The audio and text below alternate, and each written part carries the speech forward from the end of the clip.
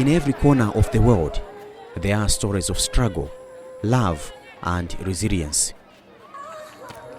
Gertrude Kawanga, a mother in Lilongwe, had to navigate a path she never expected when her daughter Grace was born with cerebral palsy.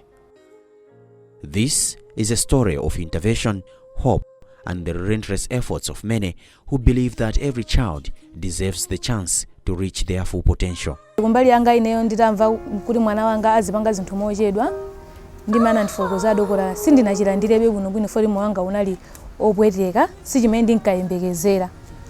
Koma chifukwa cha St. John of God ndi maphunziro amene amatipatsa zinandithandizira kuti ndilimbe mtima ndichivomereze ndi kumamusamala mwana wanga ndi chikondi chonse monga mmene ndingapatsire mwana walungalunga. Amatiphunzitsa so zinthu zina kuti tizionesa chikondi osati mwana foti ndimene alili mutizimusekera nyumba. Ayi zimenezo sitisama tukuza zimeza amalimbikitsa kuti ngati tikuchokapo mwana tisambitse tichenetse tibereke pansana tikaende naye kuti nayenso azikaona zinthu zimene zikuchitika kuti zimene amapanga anzake. Komanso amatilimbikitsa kuti panthawi imene tikumpanga mafizo mwana yonso azikhalanso ngati pali kuthekera kuti pakhomo pali ana anzake tikamukhazikeso pagulu la ana anzake chifukwa pamene ponso akaphunziranso zinthu zambiri. Gertrude's story mirrors that of Anne Sonjo, who faced a similar challenge with her son, Bright, also diagnosed with cerebral palsy. Like Gertrude, Anne had to come to terms with an uncertain future, learning how to help her son achieve what many believe to be the impossible. Ndadwala wang'ono ndentaluka naye kuchipatala nditaona ndimena makulira naona zoti pali kusandina zapita naye kuchipatala ndi miyezi iwiri ndiye kumene kufunza kuti zawalo zake zinali zofoka posiwo salima ndeke naka nati muzabwere nayo akatha miyezi 10 ndeke naka nandiuza kuti nditaona napita bani miyezi 4 ndi namabisa mafizo nambona mafizo ali miyezi 4 koma zochita zake naye zoti ivi nakadwala chifuwa chija mampweteka ndoti ma admitted pafupi ndena kumana ndi madokta ena amene fata naye ndikutola apa ati manangizi yake sakula chito kuma makako ndinda kuma ndi madokta atampanga mafizo naona kuti wamba kumapuma kubwino. Just can't live it sure. I should be hoping that I can't stop thinking. We take a holistic approach when we are working with these children. So when I talk about holistic approach, I mean we focus on the physical part of the child, the psychological aspect, the social, the emotional.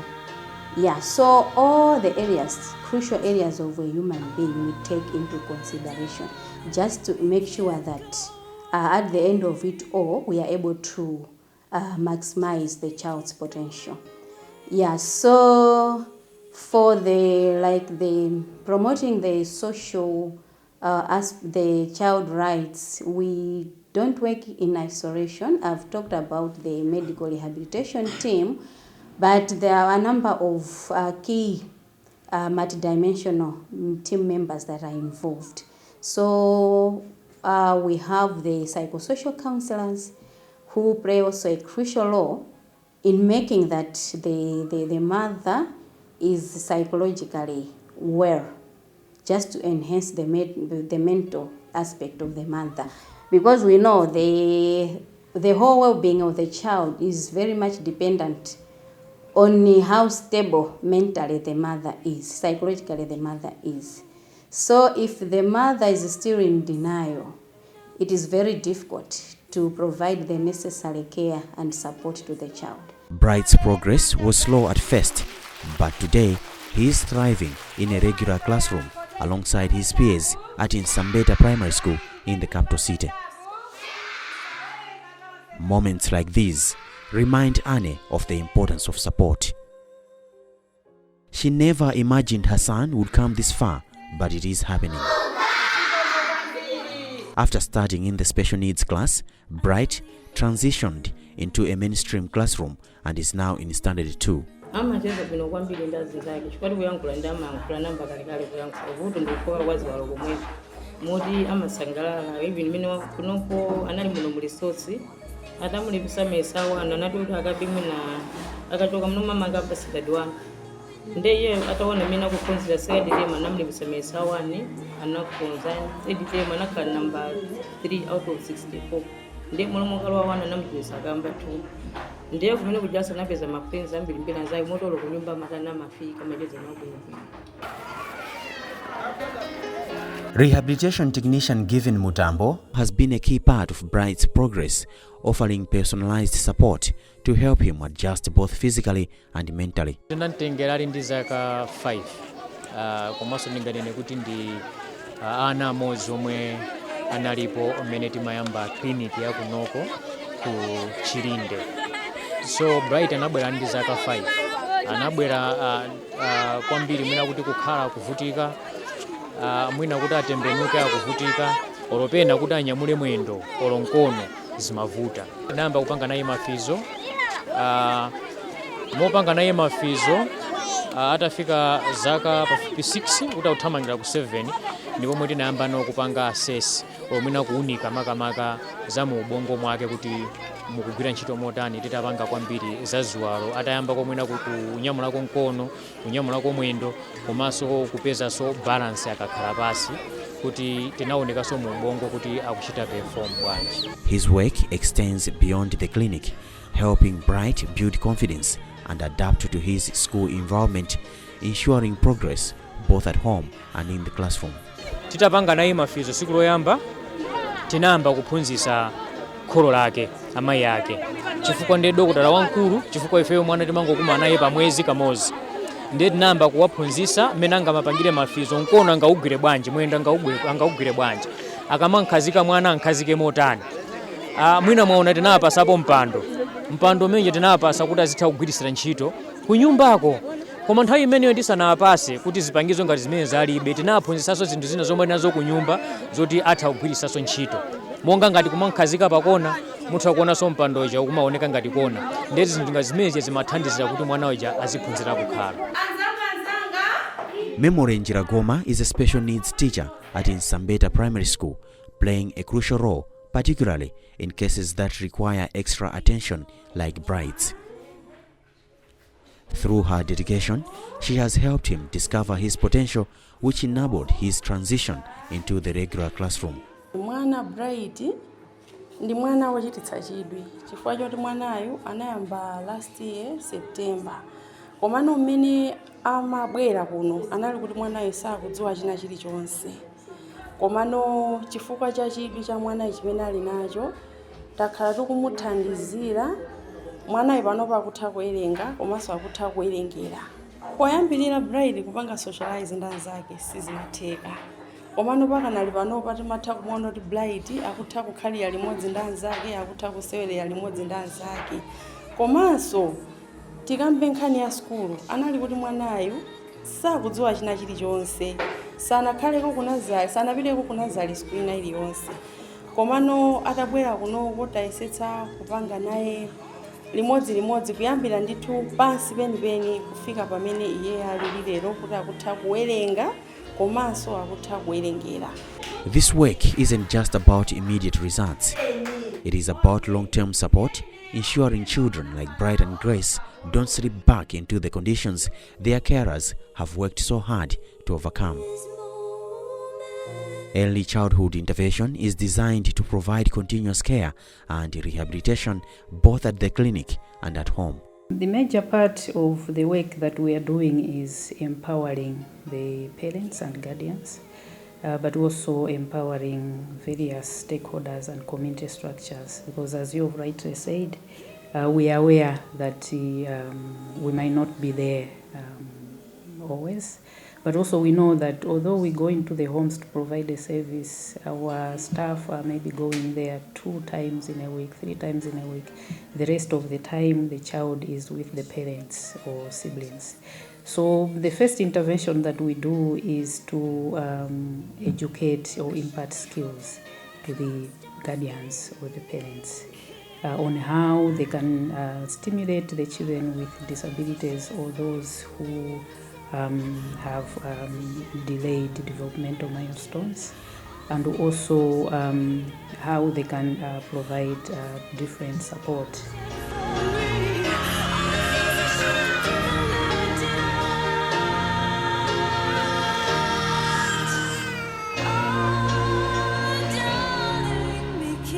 Kuyambira 2023 January takati kumabwera kuno kuzampangisa mafizo. Pomulembesa muja anali kuti mwana oti akulephera kukhala ifa kuti khosi lake nali losalimba. Olokuti agwiritse ntchito manja zimavuta. Amalephera kukwawa pachati madziwa kuti mwana akafika za miyezi 6 amakhala kuti akukhala pansi. Koma iye polembesa anali miyezi 9 koma nala sakukhala pansi. Khosi lisakulimba. Ndiye tinapanga mafizo amene aja mpaka na khosi nalimba anakhala pansi. Mkatikati mwa ndimemo tinampasaso kampando kamene kamamuthandizira kuti kazi aziphunzira kukhala. Mpaka anakhala pansi mpando uja tinautenga kukampatsa mwana wina. Mwana ujano akukula anayenera kuti afike pachapoti azithano kumayima nkumayenda yekha. Ndiye kuti pano patili pa mlingoti tikumphunzitsano kuyima payekha ndi kumphunzitsa kuyenda payekha. Continuity is what makes the difference in these children's recovery and progress. Like in any profession, those who assist children with disabilities find deep satisfaction in witnessing the milestones these children achieve as they regain their confidence and abilities. But their work is not without setbacks. Balana ambiri amene atani asintha. Balana ena oti mwina amalephera kukwawa pano pakwanisa kukwawa. Balana ena oti amalephera kuyima pano pakwanisa kuyima. Ena nanji oti amalephera kuyenda akumayenda kumapita ku school. Tini makesi ambiri oti timati success stories oti chifukwa cha programu iyi anathandizika komanso akutha kuziyimira paokha. Ma challenges samalephera. Challenge ina imene timaona mwinaso timakhala mbali ino ya makolo aja kuti pali makolo ena salimbikira kwambiri zimene timaphunzitsa zichi. So progress ya mwana imakhala yocheperako facha kuti ife tikaphunzitsa ndikwasiya iwo aja sapitiriza. Ndiye kuti progress yatani yambana kubwera mbuyo. Tangoganizani niyo kuti azingodikira ife tibwere kamodzi pa wiki. Tikakapangisa mafizo kwasiya iwo sapitiriza.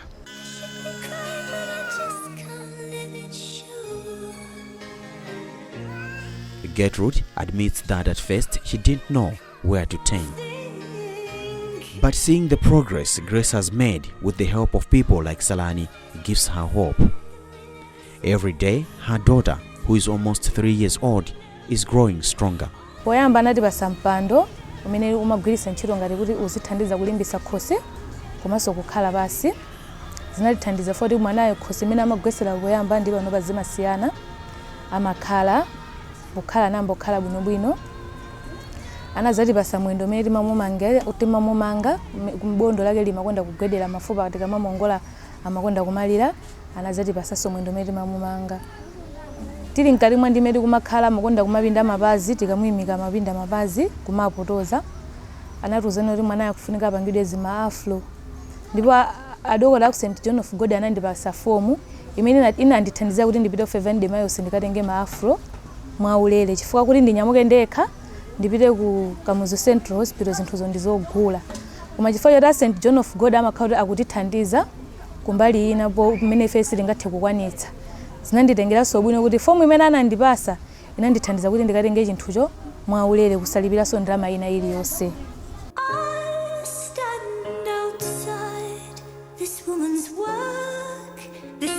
Rehabilitation is not just about therapy. It is about the community's involvement. The focus is on ensuring that children become independent, and for that to happen, families and communities must be engaged every step of the way. We do some awareness just to raise awareness with the hospital's different health facilities to make sure that they identify at the earliest time so that they refer to us. And when it is time to maybe access some of the services that we can't, then we refer them. Like the child is sick, is in need of medical intervention that we cannot provide, we refer them to the Ministry of Health, to the hospitals. And in terms of equipment that we cannot provide, we refer them to Ministry of Health as well, like MAP. We also focus on promoting the education of the child. That's why the Ministry of Education comes in, the Ministry of Gender comes in.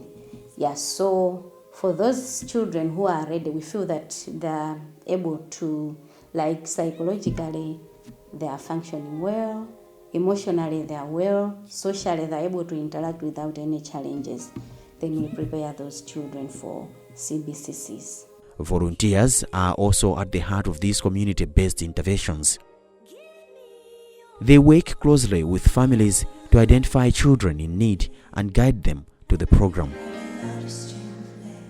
Their involvement also helps build trust between workers and parents. St. John of God anatita no chipata chakwabiwa bwelo mene tene kwa nditontha ngapo amene anatipangitsa ma-interview pa-interview kudasankhidwapo anthu ochepa mmodzi mwa iwo ndineyo. Then tatero nditana tinapita kukeliya ukauchenika kulikuni akapanga maphunziro okhuzana ndi ululu malo ana ndi timene tingapangire mafizo ana tingateri akatiphunzitsa chonchija kudakomeraso iwowo kutipatsa doctor amene timayenda nayenso konkuno tikamapanga nthawi yambiri ayo matiphunzitsa timatere kufika na point yoti chinthu tidachidziwa. Ngati volunteer ntchito yathu ndikusaka pamene mwana wabisika kulikonse kuli mwanako timene tikumane ndi mafumu then ngati maliro tilengezetse ngati kuli mwana oluma ali panatani tikumanizane naye. Tikakumanizana naye timutumize ngati kuchipata chathu chapabiwe ndikuti ma Dr. St. John of God timakumanawo pati pa chipata chapabiwe. Ndi ana achita kumanawo chonchicha timene kuti tipeze vuto lawo tathandize tikathandiza ndi amene sone pharmacy manja mwathu timayendera wiki by wiki mmakomo. The volunteers bring more than just skills. Often working quietly behind the scenes, they are the unsung architects of change, driving the success of the mission with every small, everyday action. Tumwina mmudzi mene tikuchokera anthu ena tubadabwa kodi mukuti lero lino wawa kupanga izi zikutheka bwanji.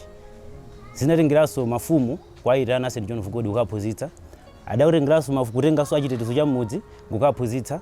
Then St. John of God munomodera lino latenga anthu osiyana mapati osiyana anthu osiya aja tikakhala pamodzi nkuyamba makambirana chinthu chichi timakhala tikuponyezana kwa anthu osiyana ndikhulupirira tikuveka kapena kudziwa kwa zinthu izizi kwa anthu amenewo kosavute foti ndi ambiri amene achitani tsopano achidziwa kuchokera kwa St. John of God waphunzitsa anthu ambiri. Parents of children with disabilities have historically faced harassment, with some community members, even close relatives, unfairly blaming them for their children's conditions.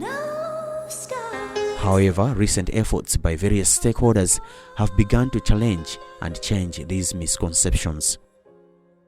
For Gertrude, the support she receives from her family and neighbors gives her the strength to continue advocating for her daughter. Ndiponso ndi mwana amene amakondedwa pana onse. Ndipo ndimamika Mulungu pa chinthu chokhacho kuti aliyense adachivomereza mu mtima mwake.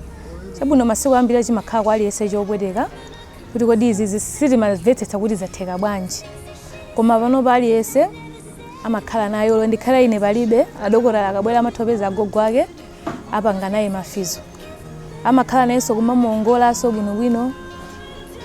Akakhalaso ena kuti agogo akewo palibe mwina pali anthu ena amathaso kupanga nawo.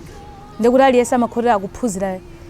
Pamene popo umene bwadokotala akapeza ine kapeza akulu anga kapeza agogo anga ama agogo ake amwana ndikuti aliyense amakhotera kuphunzira. Ndi aliyense adachivomereza. Plans are in place to extend the initiative to reach more children with disabilities in areas where it's already being implemented.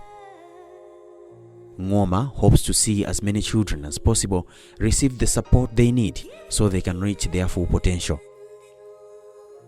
Through their work, they have discovered that at times the support provided by regular systems doesn't fully address the specific needs of these children. From our experience with working with children with disabilities, we also identify that a lot of children have epilepsy, and then they have complications that are coming up because of untreated or unmanaged epilepsy. So the major comment that I can have is possibly to have concerted effort to look at how we can prevent epilepsy or how we can promote the lives of the children who already have epilepsy, proper management in various healthcare settings. But also just to emphasize that taking care of a child with disability should be responsibility of all parents and caregivers, because what we see most of the times is that this responsibility is left to the mother, and we know that there are various needs that the mother herself has, the child has, that we need spouses or partners, if they are available, as well as other extended family members. Partners, including the Ministry of Gender and Education, are crucial in ensuring these interventions receive widespread support and remain sustainable.